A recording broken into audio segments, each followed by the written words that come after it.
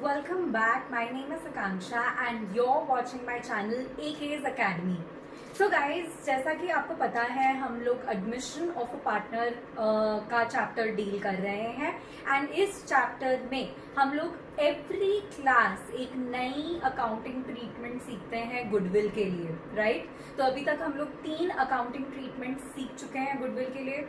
जब new partner goodwill लेके आ रहा है and it is retained in the business, जब न्यू पार्टनर गुडविल लेके आ रहा है and it is suppose to be withdrawn by the old partners, और हम लोग ने पार्ट पेमेंट ऑफ गुडविल की भी बात की है। Today we are talking about the accounting treatment of goodwill, case 4 या फिर accounting treatment 4, when the new partner brings goodwill in kind. What are we talking about?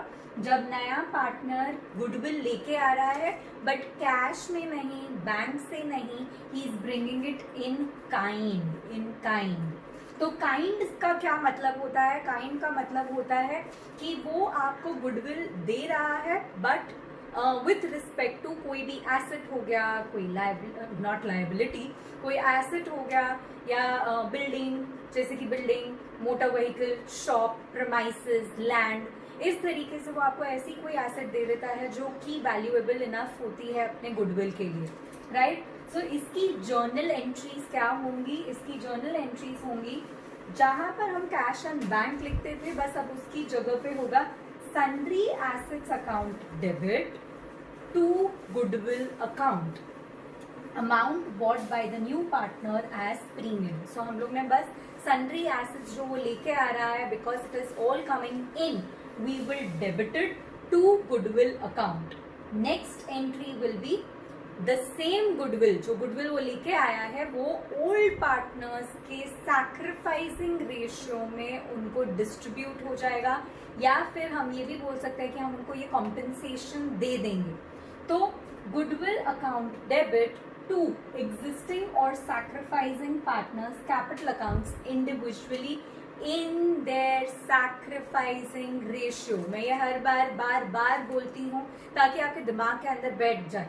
अगर आपके दिमाग के अंदर ये बैठ गया है तो please hit the like button so that मुझे समझ में आ जाए कि आपके दिमाग में सैक्रिफाइसिंग रेशियो का डिस्ट्रीब्यूशन बैठ गया है। So goodwill distributed among the existing partners in their sacrificing ratio. So this is the only accounting treatment जो आपको याद रखनी है। चलिए अब हम इसका एक एग्जाम्पल देख लेते हैं। हाँ, अब हम इसका एक एग्जाम्पल देख लेते हैं ताकि ये अच्छे से आपके माइंड में बैठ जाए। X and Y are partners in a firm sharing profits in the ratio 3:2, old profit sharing ratio. On 1st April 2019, they admit Z as new partner for 3/13 share. बहुत ही ऑकवर्ड है but yes, 3/13 share in the profits. New ratio will be 5:5:3। अब उन्होंने बहुत अच्छा किया है कि हमें already new profit sharing ratio दे दिया है। जब न्यू प्रॉफिट शेयरिंग रेशियो है, ओल्ड प्रॉफिट शेयरिंग रेशियो दिया हुआ है, सैक्रिफाइसिंग रेशियो ढूंढने में आपको प्रॉब्लम नहीं होगा। Z contributed the following assets to his capital and his share of goodwill. Okay, stock rupees 80,000, debtors rupees 1,20,000, land rupees 2 lakhs and plant and machinery rupees 1,20,000। मतलब वो इतने सारे एसेट्स, जो न्यू पार्टनर है वो इतने सारे एसेट्स लेके आ रहा है दो चीजों के लिए, दो पर्पस के लिए, एक कैपिटल के लिए और दूसरा अपने शेयर ऑफ गुडविल के लिए। बट कौन सा कितने अमाउंट का है वो अभी तक उन्होंने हमें नहीं बताया। On the date of admission of Z, goodwill of the firm was valued at 10,40,000। तो उन्होंने हमें ओवरऑल पूरे फर्म का गुडविल दे दिया है which is 10,40,000। Pass the necessary journal entries in the books of the firm on Z's admission. अब सबसे पहले ये एंट्री देखने से भी पहले आपको कुछ वर्किंग नोट्स करने पड़ेंगे। तो सबसे पहला वर्किंग नोट ये होगा कि हम लोग फाइंड आउट करेंगे what is Z's share of goodwill. Z's share of goodwill is going to be only Z's share in the goodwill of the firm, पूरी फर्म का जो गुडविल है विच इज 10,40,000, उसमें से Z का कितना शेयर है multiplied by 3/13 which is going to give me ₹2,40,000। अब मुझे पता लग गया कि 2,40,000 Z का गुडविल है। अब वो जितने भी एसेट्स मेरे लिए लेके आया है वो एसेट्स का अगर हम टोटल करेंगे उसमें से हम ये 2,40,000 माइनस करेंगे तो हमको मिल जाएगा कि कितना कैपिटल Z लेके आया है। तो इस तरीके से हम लोग फाइंड आउट करेंगे split between the amounts for goodwill as well as capital. Okay, अब हम लोग ये भी फाइंड आउट कर लेते हैं कैलकुलेशन ऑफ सैक्रिफाइसिंग रेशियो। तो सैक्रिफाइसिंग रेशियो का फॉर्मूला है old ratio minus new ratio, जो मैं आपको ऑलरेडी बता चुकी हूँ। सो एक्स एंड वाई के लिए 3/5 minus 5/13, 2/5 minus 5/13 will give us 14:1। जब आपको आपका सैक्रिफाइसिंग रेशियो मिल जाए तो आप वापस जाएं। अब हम इसकी एंट्री पास करेंगे। तो एंट्री हमने देखी थी ऑलरेडी, एसेट्स टू गुडविल, वैसी ही एंट्री हम यहाँ पे भी पास करेंगे।